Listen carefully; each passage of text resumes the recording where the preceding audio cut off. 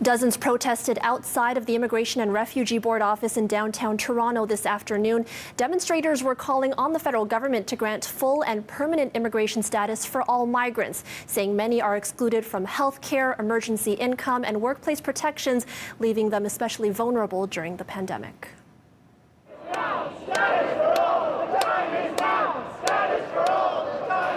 Protesters form a circle around a makeshift clock, chanting for change. The call for equal rights for all migrants in Canada is not a new one, but organizers of this rally say the pandemic has exacerbated long-standing issues with Canada's immigration and refugee system. It's a very basic matter. Today, 1 in 23 people in the country are temporary or undocumented. They can't get health care, and during COVID-19, people have lost lives and livelihoods because of their temporary status. And we're saying that's not fair. A recent report from the United Food and Commercial Workers Union highlighted the decades-long battle for rights for Canada's farm workers specifically, noting that Canada's migrant agricultural workers work in conditions where exploitation and abuse are common.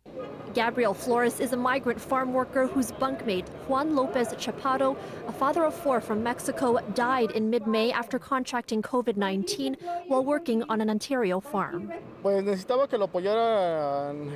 Yes, he was afraid. He was very worried about his family.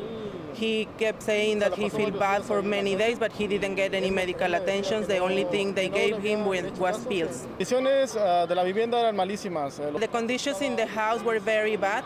The dishes were old, the bunk beds were old, the washrooms were communal washrooms, and the way they pressured us in the work, it was very bad. Flores says he was fired without cause from his job and has little recourse to fight back. He believes he was let go for speaking out. From the people who grow the food, to the ones who package it, to the one who drive it to the grocery store, to the ones cleaning it, to the people working at the back of the restaurants, to the Uber driver bringing it to your house, every one of those people is probably migrant and undocumented.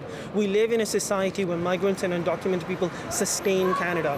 Earlier this month, Canada's immigration minister introduced measures to make it easier for some undocumented workers to obtain permanent residency, but only if they've been fighting on the front lines of the COVID-19 pandemic.